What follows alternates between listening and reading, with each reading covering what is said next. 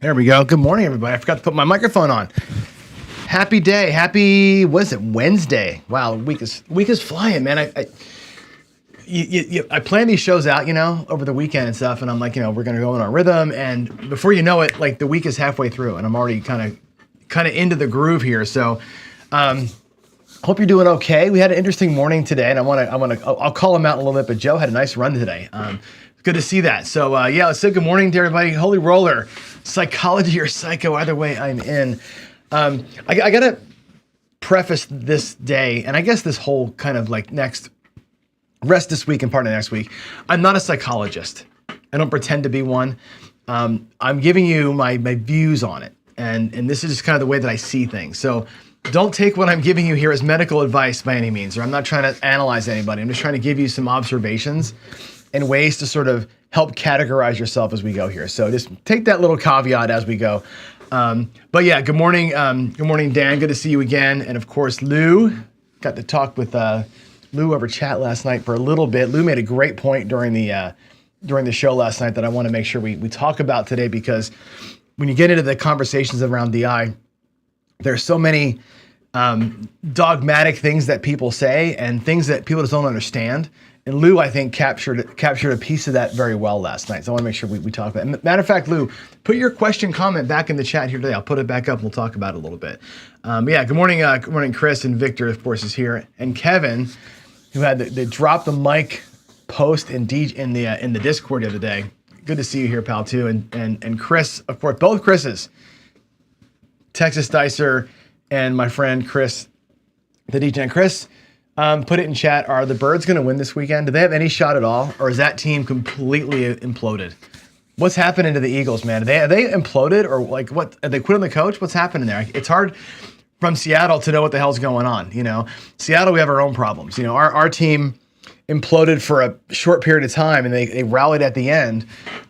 They won a game we didn't want them to win because it cost us 5 draft picks, five whatever you call it, 5 picks in status, I guess, right?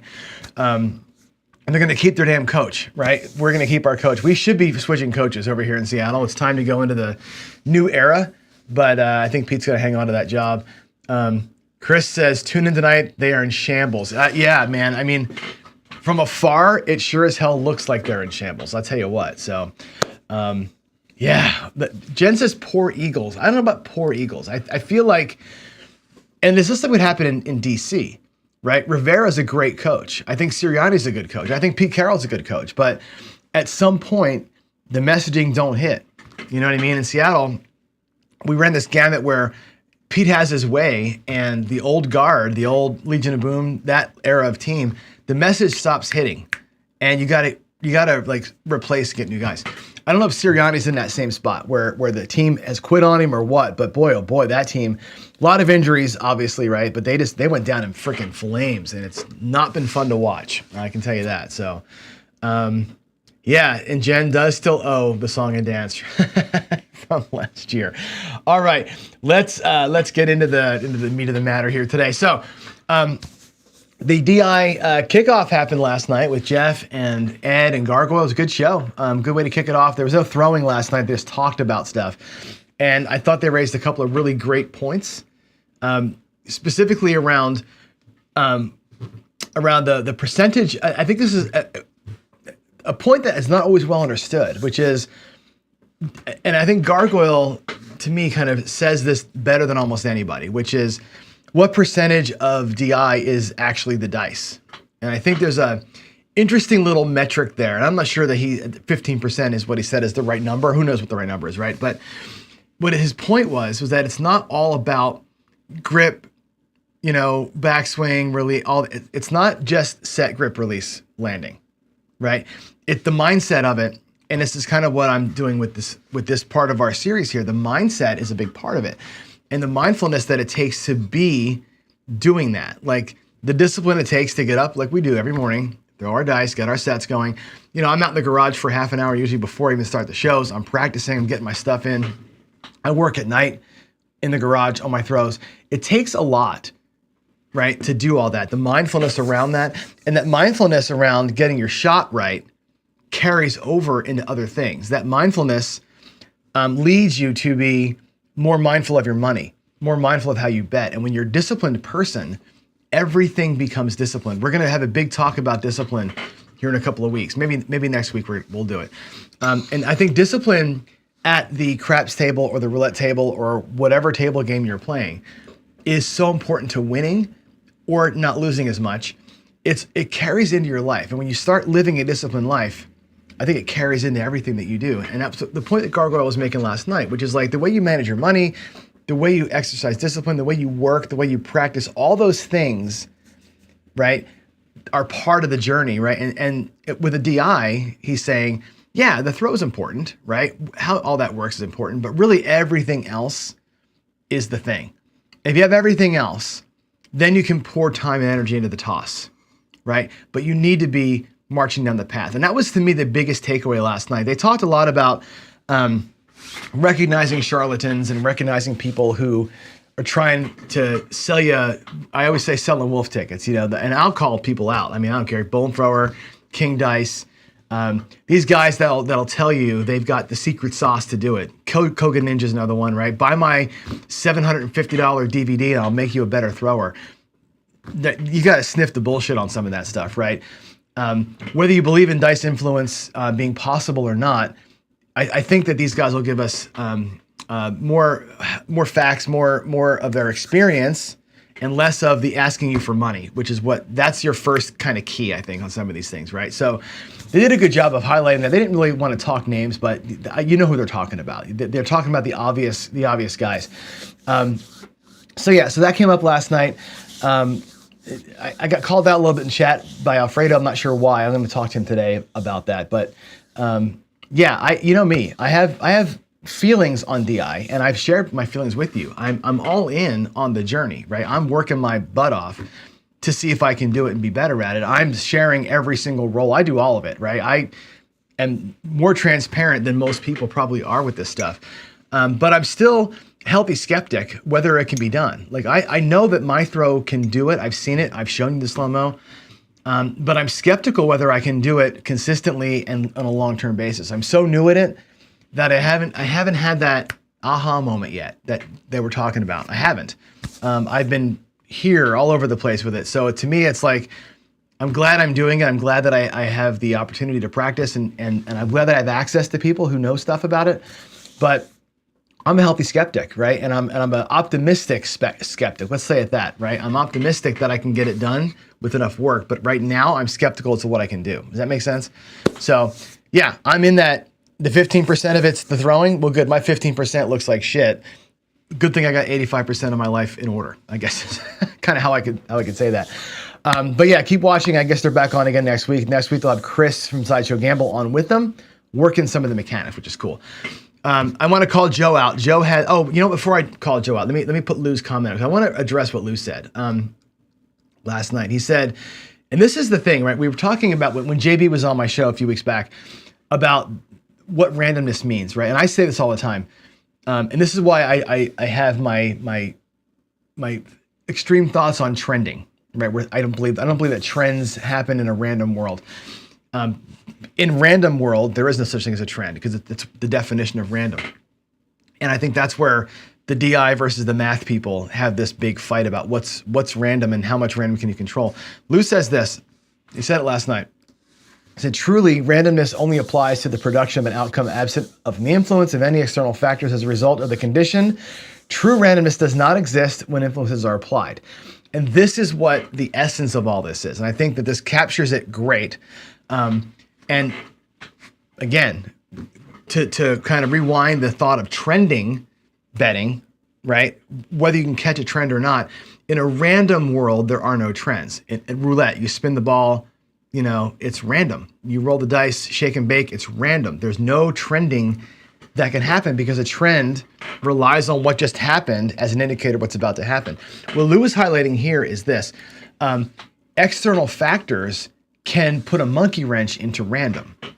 And that's what the DIs are trying to do, okay? We are using a certain set that we believe is going to be whatever it is, it's consistent. We're setting the dice a certain way. We're gripping a certain way. We're doing everything the same way. So the person who is purely shaking the dice and throwing them out there with two hands, or like Yahtzee style, right? Nothing is the same from throw to throw. The dice never leave the hand with the same numbers up, the same nothing, right? Pure randomness. When you are doing all the things that a thrower would do, your input, I'm going to put the comment back up so it goes away again. You're inputting external forces on it, right? You're setting the dice with certain configuration. Everything else is the same. You can control all of it up to the back wall. The diamonds inject randomness back into it, but the external factor of a person is trying to change that and take some of the randomness away. And if there's a such thing, and I don't know if there is, as what's called a degree of randomness, that's what the external forces are trying to do. The DI is trying to put some external stuff on that, mechanics and sets and all that stuff, that can mitigate some degree of the randomness. And what I mean by that is, if the dice are flying, in my case, in that helicopter fashion, hitting the deck with my two dice faces that I know are going to be up, hitting the wall with them still being up. And at that point, if you've set them up and you can hide or eliminate two of the faces from ever showing up, you reduce the amount of combinations. That's effectively using mechanics to influence the amount of random outcomes that there can be. That's what Lou's talking about. Okay, that's what Lou is talking about. I think external forces, are it. MSP says, true random doesn't exist. Every RNG is based on some tangible thing. Computerized, you're right. The computer RNGs are based on tangible things. In nature, the shake and bake, there is nothing. That's pure random. And I think roulette can be said to be anti-random, right? Good croupiers can actually inject where they want to, right? Supposedly. I'm not sure if that's true or not, but supposedly they can target a spot, right? Matter of fact, and how do I know this? We're going to get into some roulette soon, by the way. How do I know that a roulette dealer can flick the ball or whatever they call that, flick the ball and land in a certain quadrant? If you break the wheel into quadrants, how do we know that that's possible? I've heard people say it's impossible. They don't do it. It's impossible, right?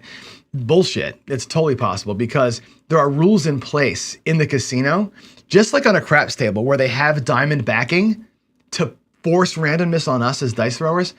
On the roulette table, there's procedures in place where the dealer, the guy with the ball or the gal with the ball, has to do certain things to prove that they're not doing that. In other words, they're not allowed to look at the wheel when the ball's in their hand. They have to look at the board and flick the ball. They cannot look at the wheel.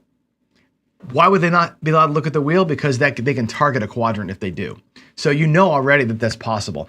But in a purely random thing, there is no trend. And that's the essence of that. The DI is trying to create a trend or force a variant to happen with their mechanics by reducing some of the elements that make a random thing up. And if you look at the random things, and I said this on Joe's show this morning, all of those factors, the height of the table, the depth, I covered this on one of my DI shows way back. The height of the table, the depth of the deck from the rail, the bounciness of the surface, the length of the table, where you stand that day, all of those things are variables. And it's your job, if you're going to try and influence the dice, to eliminate all the variables that you can. You're still left with two, the surface and the wall. You're still left with those two variables you can't control. The rest of it, you can have a shot at it. So, all right, there's all that. And again, congrats to Joe today on the nice heater. It's fun for me, by the way. Joe's on the DI journey as well. He's farther along that journey than I certainly am. It's fun to watch him throw in the mornings. Our show's back up. He goes from 6 to 7 a.m. I go from 7 to 8 a.m. Some days he goes on a heater at the last minute and he goes long and I'm stuck. I'm like, I got to wait for Joe to finish. Today I couldn't wait. He was like on roll 40 or something. I'm like, I got to go. It's like 7:15. So Joe, I'm sorry if I bumped into your show, but I had to go live. It worked out though. We had a perfect run today. We went in there. I won my paycheck before Joe was finished. I actually won paycheck. Joe was still freaking shooting. It was great. But I want to talk to you about that shot today, the side bets and excess. And of course, we're going to get into the thinkers as we get in here. All right, let's get into it. Let's get into daily paycheck review. We are 5-3 with the odds maker. One of my favorite strategies. Love this one. This is, and I say this all the time, if you're a good shooter, right? If you're an influence shooter, you should be able to repeat numbers. And the chopper throw right? Because of the way that they spin, I know JB says I'm an idiot, but I think it produces repeaters more than other sets do, right? For me, this one with a pass line and odds, you should get the repeats, right? And get those pass line bets to pay. The don't come side of that is only there to mitigate a mistake, obviously, but really it's there for the come out 7. It's there so you can scoop up a come out 7. It's like, give me the set the point, set a don't, hit the point, come out 7. Like that's the rhythm I want. And as a good shooter, that's the rhythm you want too. This strategy is designed to make bank on that. And it does. We're 5-3. Every time we've won, it's been about $300 and it's been pretty easy. The losses have been losses because days we don't hit that rhythm perfectly and we grind a little bit. But the grind is only costing us $100 and some bucks. We're able to grind back and work it through. We're not getting our butts kicked here. And so this one is a good one. Like lets you kind of tread water or lose a little bit. But when the win happens, the wins are pretty consistent. And I love this strategy. I've been playing a side bet with it, the ATS side bet. And Waylon asked this question in the chat during that show, and I want to make sure I cover it here.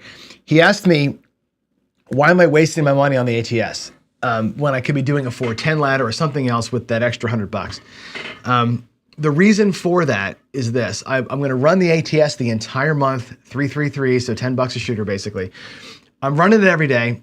I want to see over the course of a month how many times we actually hit it. We're going to track how many times we 7'd out versus how many times we hit it, just to get a sense, right, of the viability of the bet. And you can look at this two ways, and I'm not going to let you have both. You're going to you got to pick a side, okay? Either I'm a controlled shooter and I should hit it more often because I'm a controlled shooter, or I'm suck and I'm totally random, and random rollers hit it more often than controlled shooters do because random rollers are more into the horn, right? I've heard both statements people have made both statements, right? You got to pick a side on that one. Am I not hitting it because I'm too good to hit it and I'm not hitting the horns because I'm racking the box up, right? Or am I just so random that I can't get anything, right? I don't know what the answer is. All I know is I've hit it once in 8 days. 8 days I've played it, I've hit it one time. And I've only hit one leg. So we'll figure out what's going on. It's a fun side bet for the show. And at the end of the month, I'll switch. I'll do something totally different at the end of the month. Next month, we'll do maybe the 410 or something else as a side bet. We're always going to take the $100 and burn it somehow, just as having fun. So, all right, that's Oddsmaker. Good run today. Hopefully that run continues. But really what I want to get back into here is our series on the psychological side of gambling. And so like every day, I want to remind you of what the principles are here, right? Our belief system, me personally, this show, our group, right? Believe in this. Goals are where everything starts. If you don't have a goal, a North Star, something to ground you, you're going to be in big trouble. You walk in there just hoping for the best, you're going to have a tough time. Goals are a grounding point, our North Star. You've got to have a strategy or a betting plan or whatever it is you want to call it. You got to have a way to account for the wins, for sure. You got to have the bankroll to support yourself long enough for your strategy to work. Okay, your bankroll supports your strategy. Your bankroll is kind of your statement of your risk tolerance. How much am I willing to lose, or how am I going to use money to make money? Okay, your mindset connects all that together. That's what we're talking about this week. And discipline is our execution, right? How do we do it? Having a goal, a plan, the bankroll, and the right mindset is all well and good.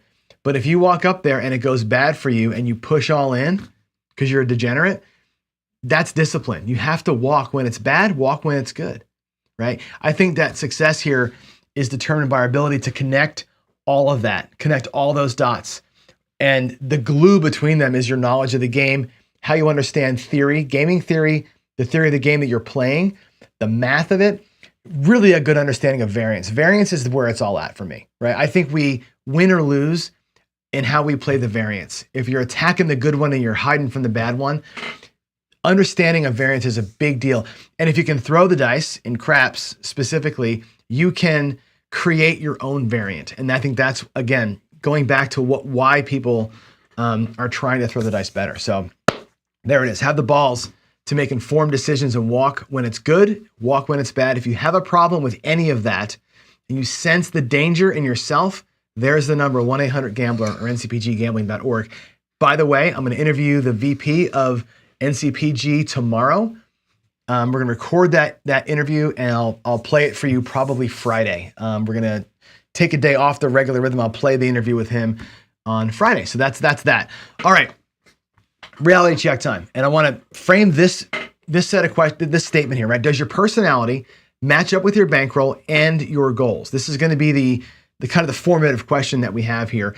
And today we're going to look at it through the mind of what I call a thinker. And I'll do some craps for you back here. I'll show you some thinker type of strategies for you. But to take the first part of that, what is your bankroll for? And again, here's the variables, right? Your bankroll for a particular shooter or a particular spin, a bankroll for a particular session. In other words, you're buying at the table, or your bankroll for a trip, the day trip to the casino, your local, or your weekend in Vegas, or whatever it is. What is your bankroll for all of that? And further to that, what is your goal for all that? Your bankroll and your goal are important. They have to tie together. And remember, here's your goal statement. This can change from shooter to shooter at the crap table, from series to series at a roulette table, from shoe to shoe on a blackjack or a baccarat table, okay? In this, let's say, in this shoe, I'm willing to risk $250 to win $250, double my money, by playing blackjack according to the basic rules so that I can build my bankroll. Okay, fill in the blanks as you go here. In this trip to the casino, I'm willing to risk 1,000 to win 100 by playing the red cross and craps so I can build that bankroll. Having a goal statement before you go, I think, grounds you in reality and makes sure that I'm willing to risk, your bankroll matches what your goal is. I'm willing to risk 300 to win 1,000 is a stupid freaking goal, right? I'm willing to risk 1,000 to win 300, flip the bit, a little more likely to happen. So again, the reality check is this: does your personality type match that bankroll with that goal statement? And today I want to talk to you about thinkers. Okay, we've already gone through this idea of a conservative player who's a more hybrid guy. They're more hedgy. They're going to play more line games. They're short stacking it for the most part, right? They're definitely in love with their money. I always say I want to give my money a hug. I love my money, right? I'm a conservative player. I don't want to lose any of it if I can. Some people, though, are aggressive and don't care. Have money to burn. I brought $5K to Vegas. Bam, trying to light that shit on fire, right? That's fine. If you're an aggressive player, fine. Embrace that. But play the right way based on the bankroll that you've got. You can't be an aggressive player with $100. You're not going to get anywhere. But again, you're willing to light your money on fire. Today, we're talking about the thinker. And the thinker is trying to outthink the casino, outgo it, right? Working with probability and math and hybrid style play to sort of, mitigate every possible thing that can go wrong to give themselves a chance to win. There are people that you know from our chats that play this way. I'm going to show you kind of a lead-in way that you can approach the game of craps at the very least as a thinker. Okay, so what do you define a thinker? The word there is wrong. I should just say what defines a thinker. A thinker is defined as this person here. Okay, they are protective of their bankroll. In some respects, a thinker and a conservative are the same person. Right? They're protective of their bankroll more so than the conservative. The thinker is protective of every single bet, right? They're looking to find all the ways to play the safest way possible. They'll play a lot of what I call opposing bets. And again, the thinker, more often than not, is going to be a craps player, because craps, to some degree, roulette gives you the opportunity to kind of move things around and mitigate loss. Where roulette, baccarat, blackjack, pie gal, they're all one roll bets. They're all everything else besides craps is what I call a hopping bet. Okay, it's one spin of the cards and it's a decision, right? In baccarat and blackjack and pie gal, the roulette, one spin of the wheel, all the bets are determined with every outcome. With craps, because bets can be long lived, the thinker has a better chance to enjoy the game. Most people who play craps are thinkers because they're always trying to solve the puzzle. Okay, you'll see a lot of regressions. You'll see a lot of transitions from thinkers. And I'll show you a couple of those today. Again, in craps, you're looking at people who are playing things like the squeeze play. A do-we-don't player is kind of a thinker. Roulette, you might be working inside, outside on opposing sides, right? 2 dozens and a red, 2 dozens and 1 column, those kind of things where they're working and they're hedging everything else out. Blackjack, your card counters are your thinkers, right? The first stage of blackjack as a career path, I hate to say it like that, is the ability to count. So a thinker is taking that first step, right? Everybody who plays blackjack, by the way, your base knowledge of the game needs to include basic strategy. And there's 2 forms of basic strategy. There's the advanced basic strategy that has the cards that casinos give you. Our friend Jack Ace has a simplified blackjack card, which is freaking awesome, to make it very easy for you to be 99% of the time making the right move. But that's only part of it, right? If you're a thinker, you've got to be counting cards, and now you're putting money at risk, different levels, right? So the card counters become the thinkers in the blackjack world. So if this defines you, you could call yourself a thinker. I'm going to go to the craps table. I'm going to show you a couple of quick lenses on thinker style plays and see if this relates to you. Okay, it's gonna come off here as I go, like I'm poking fun. I'm not. I'm going to give you legitimate ways that folks play and the reasons why I call these thinker strategies, because they're thinking their way through what the best thing is. Now here's the first one. I have 500 bucks in my rack. I'm just going to take nickels, okay? And I'm going to do this. I'm going to make it what's called a do-we-don't bet. Okay, this is a bet on the don't pass and a bet on the pass line. Now, why would somebody do that? It's a complete hedge, right? There's no way to lose unless the 12 comes, because the 12 is a tie here and a loss here. It's the one roll of the dice that I get 1 out of 36 times, you're going to lose half of your bet.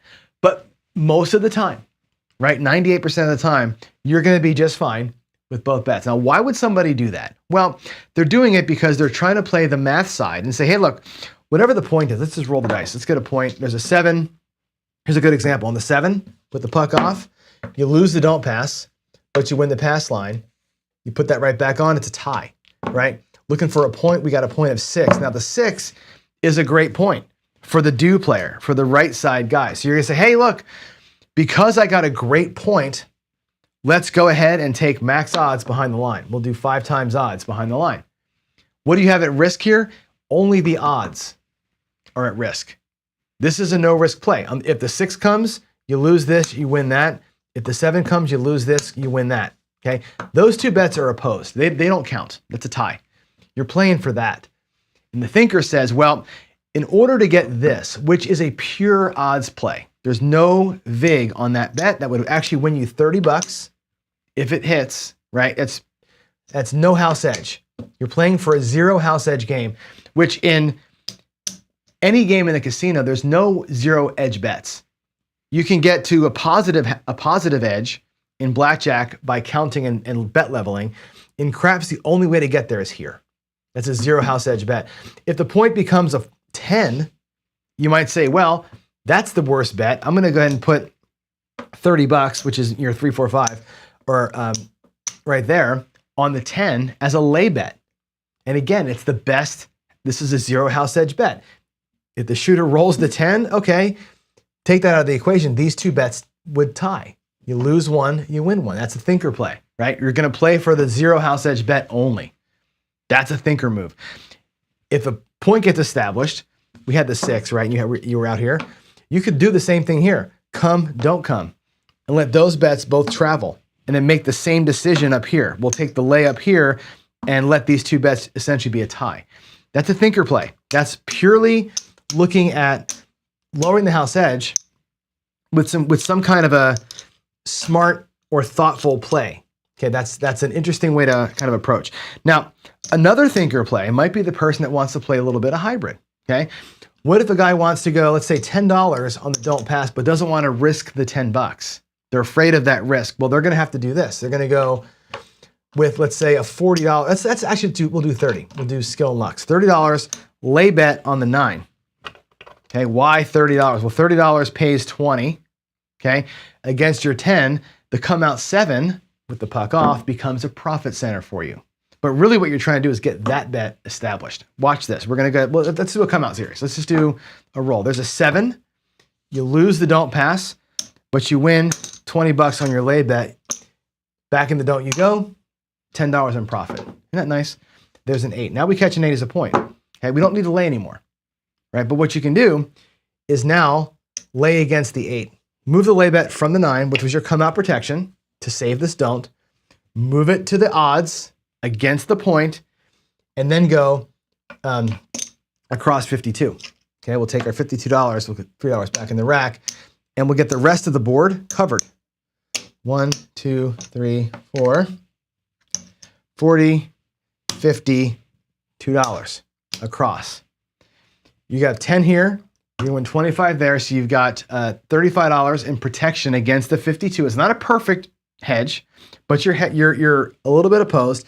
Get a couple of rolls that aren't 8s. There's a 9 that pays, we'll do 15 for 1. To the rack we go. And there's the 7 out. What happens there? You took 15 off the table. You're going to win 25 there and 10 there. So 35, 40, 50 bucks. You had 52 at risk. You tied. That's the thinker. That's the thinker working a system to give himself a chance to make some money up top. But every step along the way, they had protection against the bad number. That thinker might actually have done this. Frankly, $3 hard 8 along the way to help mitigate, right? That's the thinker. He's always got all the math working for him. What if you were going to do this? $25 on the don't pass, let's say. Say, man, I want that don't pass. I want that don't pass bet so bad with the puck off, but boy, I'm scared of that 7. Well, you could do this. You could take $100, lay the 10 for 50. Put $5 on the hard 10. Put $1 on the yo, right? Another thinker play, right? I'm so worried about losing the money. I got everything covered, right? If a 7 comes, God forbid a 7 comes, well, you're going to lose the hard way. You'll lose the 11. You're going to win 25 here. You're going to lose a quarter here. So the net effect of all that is you lose $6. You get your quarter back. It costs you $6 to take that chance, and your bets go back.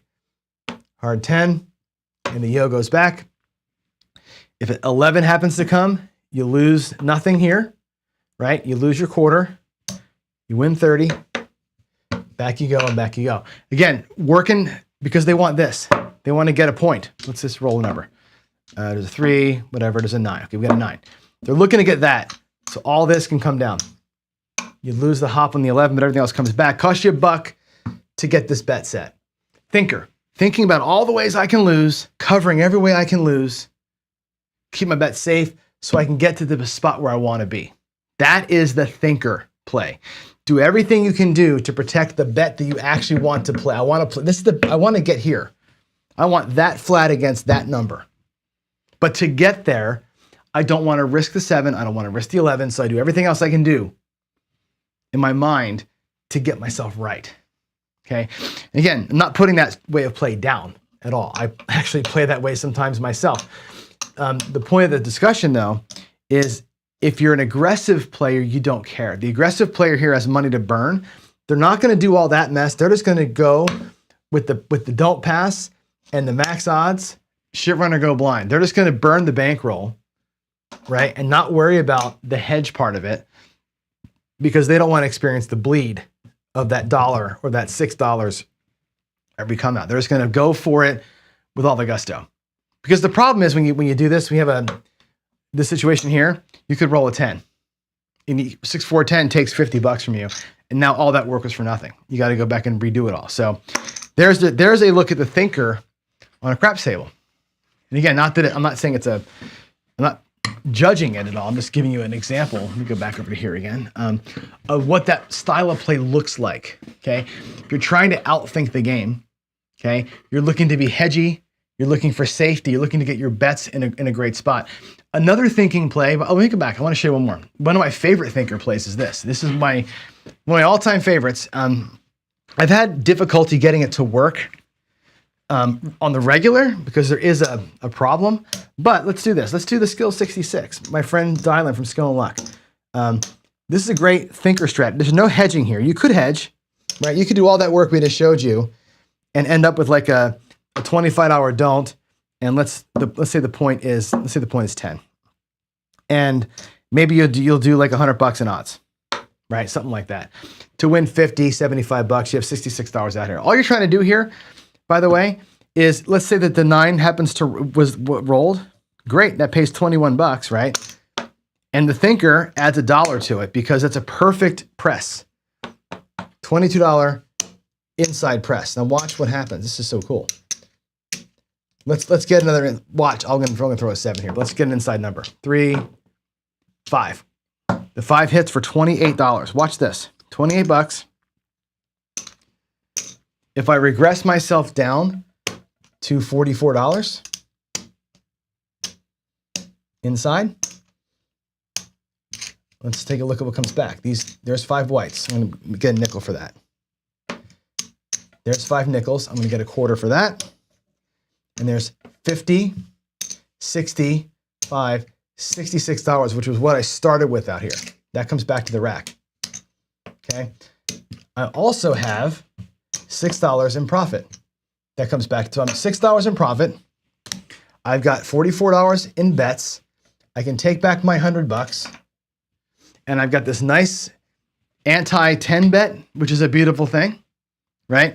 And I'm playing 44 inside. The worst thing that can happen is I roll a 10 and lose $25, but I'm still playing out here. You set yourself up for success. The bets themselves pay for themselves in a couple. That's a great thinker play, right? It's up, down, and I'm out of this hand and get to keep playing. Another way to kind of analyze the bets that are out there, what they pay, how I can add to the bet, and then bam, get in there, right? Love that play. Again, I have a hard time getting it to work because it's hard to get 2 inside hits sometimes, but that's a cool way of looking at the game. Like people who think through it all the time and are working every angle, that's working the angles right there. That's a great way to work the angles and get yourself in a spot where you're set up to win. So there it is. If you define yourself as a thinker, this is, I think, how you define yourself, right?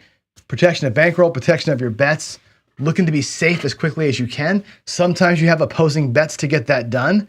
You're a big fan of regressions or transitioning from side to side. That play right there that I just did, what's wrong with taking the $50 off the table, right? We had the $6 profit. I could pull that whole $46 down or $44 down. Remember, I took the $6 in profit, right?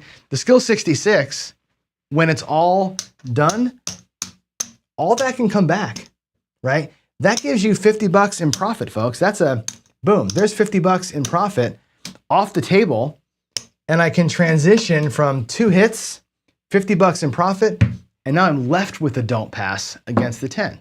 Beautiful, right?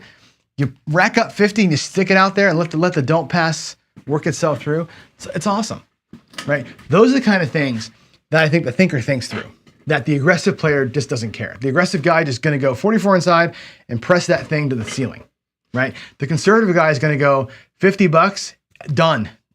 Up, down, $50 in the rack, take everything down, I'm going home, right?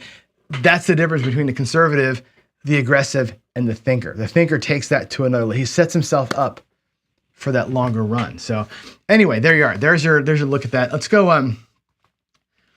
look over here and see if there's any questions or comments for me. I'm gonna go put the glasses on so I can read, and let's look for cues. Let's see, Cajun Craps. Which toss, oh, you're going back. Which toss style would I use to casino today? I would use the new one. I'm working the new one. Here's the difference between the new one and the old one. Let me get some dice here. The difference of what I'm doing now versus before is in velocity, okay? And the old way, I will show it to you, was this. It was a single grip. Look at my hand, my middle finger is about halfway down the dice. I'm kind of like the pad of my finger is right across the cut edge or the seam between the 2 dice. And it's a 1-finger grip. And when I threw it, it was more of a flicking action. I got a lot of spin on that.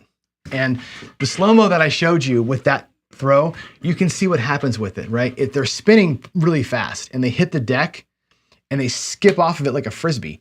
They're still spinning. They hit the back wall. They hit it nice and evenly. They stay spinning, and they hit the deck again, and they're still spinning, right? When you see some of those throws, the ones are literally up on top the entire way through until the second table hit. I love that throw. But to get that rate of spin, you run the risk of throwing them too damn hard. And when you throw them too hard, when you don't get that perfection, you get crazy. It's like I said, it's like a redhead. Like when I do that, to get that spin rate, you throw them too hard, and it's more nuts if you don't get it perfect. So what ends up happening is you're super random, right? The new way that Gargoyle's got me going now is this, and look at my fingers now. So the middle finger goes all the way to the deck, all the way to the bottom, and the front finger is on the flat side of the dice. So I got 2 fingers on it now. It looks like this. Actually, it's hard to do it with the camera there, but it looks like this now, where I've got both fingers are all the way down the face. This reduces the spin. This way here, and also I'm not starting back here. I'm starting way out front with my hand already turned. So when I let the dice go, it's not a flick. It's just a little bit of that, a little bit of a let go. You can see the slice of my thumb from holding the dice. It's a little bit of a let go, so they spin a lot less. And what that does is I can get them closer to the back wall with just enough spin to kiss it and die. That's what I'm looking for now, is more energy reduction. I'm not good at it yet, but the other way, because of the high velocity, I ended up with a lot of crash landings. And so neither one of them was perfect. I've had some super long rolls with the other one, but it wasn't perfect either. So I'm going to choose to do it right and trust that. I'm going to trust that low energy, trust the low spin rate, and just work better at it. So yeah, I would definitely work on the new one, because I don't think I'm any worse now than I was before, frankly. Holy Roller says, if it's truly random, there should be no way to have a mathematical equation for it. That's the issue with the math or casino edge calculations. Yeah, you're right. If it's truly, the way the casinos work is this: the casinos depend on that, right? They know that in a random world, and you've seen this, right? The pyramid or the bell curve, whatever you want to call it, of random results. Sorry for the dogs there. That is going to happen over time, right? In a short little run, 100 rolls, you're going to have things that spike outside of the pyramid. You're going to have less sevens or more sevens or whatever. Over 36,000 rolls, you're going to be pretty much where you expect to be. The casino's profits are earned over time, because over time, everything kind of coalesces where it should be. That's where the truly random piece comes in. They will make their money with that 1, 2, 3, 4, 5, 6% house edge on all those bets over the random time, right? You can't quantify what it looks like when it's not random. It's really hard to do the math on 36 rolls that are outside of the pyramid, or 100 rolls of you with your dice being outside of that pyramid. It's hard to quantify what that looks like. I'm going to run some more Windcrap simulations where I take the normal distribution and change it. I'm going to reduce the sevens by 1.5, so 10% basically, or 1.6, 10% of the sevens go away and get evenly distributed around. You'll see what that does over time, but in short runs, it won't make a difference. It won't help us at all in 100 rolls versus random, but in 5,000 rolls, you'll see that little tiny bit of a change is hugely impactful. And I think it's very interesting when you see that. So we will get to that for sure. Will I play the ATS? Yeah, somebody said this in chat. It's better to just play the all. I'm down with that. I mean, the outsides, the small or the tall, you should hit those once every 15 sevens or so. Once every 15 sevens, you ought to hit one side of it, is the math. I haven't, right? I think I'm like 42 sevens in for this month, and I've only hit it once. So I'm way behind where I should be. The all is where the big money is, obviously. If you hit the all, you would hit both of those too. So you get the double duty there. But yeah, it's definitely a bleed. I've done math on doing just the all versus all three.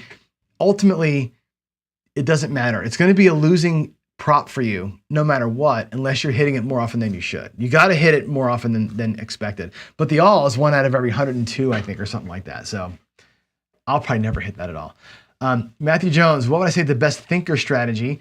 I think the iconic one, honestly, is, the iconic thinker strategy might be the most popular thing you're seeing now is the squeeze play and the ladder and the Lagerman that Casino Quest put out. Those are the iconics. Also, I think the Hawaii crapshooters switch, the light switch, where you're starting dark for a couple of rolls, get yourself safe, switch to light. That's a thinker. That's an iconic one to me too. Also, the quarter pounder with ease, right? The hopping fives, $60 6 and 8, the $35 field. Everything pays a quarter for 2 rolls and you're out. Another iconic thinker strategy because all the bets are timed perfectly to pay exactly a quarter to get you out so you can play your 44 in. Those are the iconic ones to me. The Lagerman, the squeeze play, the quarter pounder with ease, the light switch, the skill 66 that I just showed you is another classic one too. So those are the ones I would probably point to there for sure. So over time, the 6, 7, 8 actually ties. What happens is you lose that big bet on the 7 because the 6, 7, 8 requires a big bet on the 7. You lose that bet often enough that the smaller wins don't always get to you. That's the problem with it. The 6, 7, 8 only works well when you're pushing the 7 off by a little bit and you're playing the 6 or the 6 and 8 part correctly. If your 6, 7, 8 ends up being like an across bet with a don't, or if it ends up being like an iron cross with a don't, which it certainly can be, if that's your 6, 7, 8 play, you've got to be aggressive on the box numbers to make it work. Otherwise, when you get pounced on that don't, the losses end up being too big to recover from quickly. And that's the issue with 6, 7, 8 is that you have to play the box very aggressively. If you're going to do that, you got to be aggressive in the box to get your money back out. Otherwise, you're going to grind and tie too often. And that's what ends up happening there. So, all right, one more set of look for PCs here. Anything else I need to get to? Let's see. What have I not seen yet? Let's see. The croupiers toss the ball opposite wheel spin. They do. They have to toss it opposite wheel spin. They cannot look at the wheel, and they have to spin the wheel a little bit. Sometimes the wheels are on auto, like the engine, but sometimes they spin them, and they have to look away and do it every time. But yeah, I love roulette. Actually, roulette's one of my favorite games. AZ, would I be playing playing a 50-50 stride, knowing my losses would never be bad and wins always be good? This is a great question. I'm going to give you some homework, Anthony, and everybody else. This is a great question. There is a video. I got to find it. I was telling JB about this, and I was telling Gargoyle too about this, actually. There's a video out there on the Kelly criterion when they first created Kelly. And if you don't know what this is, Kelly criterion is it's a way to bet that's like, how would you bet if you knew you had an advantage? As an example, on the craps table, we know that the don't pass bet is hard to get out. It's hard to get a point established, right? But once you have a point, the don't pass bet is a 60% winner, right? It's going to be 66% against the 4 and the 10, 54 against the 6 and 8, and whatever. It's a 60% average probability to win that bet. When it travels, you have the advantage. If you knew that ahead of time, how would you bet? Okay. So the Kelly criterion was created, and what they did is they told a bunch of scientists, a bunch of mathematicians, here's the game. We're going to flip a coin and we're going to rig the game. I guarantee you that heads will come up. I forget how many times. I think it was 51-49 was the guarantee. Guaranteed 51-49. So going in that you're going to be a winner. And I think they actually did it also with a 5-unit win. Like it's going to be 55-45. Knowing in advance, you're going to win on heads 5 times more than you win on tails. How would you bet? And that's kind of the crux of your question. Would you be okay playing this 50-50 strategy knowing that you would, right? Some people tripled their money with a 1-unit advantage. Guaranteed. 1-unit house edge. Some people lost money knowing they were going to win more bets than they would lose, which is fascinating. You just same betted the whole thing, you guarantee to win 1 unit. So the Kelly criterion was developed as the result of that experiment. The best way to bet on a 50-50 game, but where the outcome is in your favor. Don't pass betting craps is the perfect example of that. Look for videos on the history of the Kelly criterion. I'll find the one. It's amazing to watch that and how people betted it and the win and loss rates, but different. And again, this is why I say to you, and I said this earlier, and I have to get back. There was a guy in chat that says something about flattening the variance is the way to win. No. Attacking the variance is the way to win. The way that you win in gambling, the number one way to win at any game is to hammer a variant. Okay, variants happen. If it's 51 to 49 and it's 51 straight wins, right? And you're same betting the whole time, and then you lose 49 straight versus hammering those 51 straight wins and being flat table minimum on the 49 losses, that's how you win in craps. By flat, and then destroying the 10 win streaks that you get, that's where it is. 50-50 betting, you can win money if you hit it right. That's the key. That is the ultimate key to this game. So we talk about, like, I'm all about no such thing as a trend, but I'm all about the variant and the streak. Those things happen. You just can't predict it. Hammering that stuff is the secret. To me, it's the way to win. That's why I have no problem playing these 50-50, the hedgy wedgy strat that I play, because I'm going to hit 10 points in a row sometime. That's when that thing is going to make money for me. You got to attack that when it happens. So yes, 50-50 is totally fine. All right, there we go. Final thoughts. I think I've covered everything with y'all today. So yeah, that's it. My final thoughts today are this. Thinking your way through the game is great. I think if you're a thinker, if you try to be a thinker with ways I just showed you, okay, you may not win all the time. You'll be in a tie a lot of the times, but by trying to concoct ways to play that are thinking style ways of playing, like we just showed you, you're going to learn the game better. You're going to identify all the gotchas. You're going to learn about probabilities. You're going to learn about streaks and variance, and you're going to see everything because you're going to be waiting a lot for things to happen. Being a thinker early in your craps career or in your other gaming career is a great way to be relatively safe while you're learning every single facet of the game. It will grow your knowledge. It'll enhance your understanding of theory, and it will help you embrace variance in a way that you've never done before. Being a thinker, especially early in your career, is the way to go, I think, to learn it. Once you get past a certain point, you may jump out of that and go, okay, now I understand it all. I don't want to play that way anymore. I don't want to be tying all the time. When I play thinker strategies, I probably have a tie on 70% of my shooters. And I have a loss on one of the other three, and twice we win.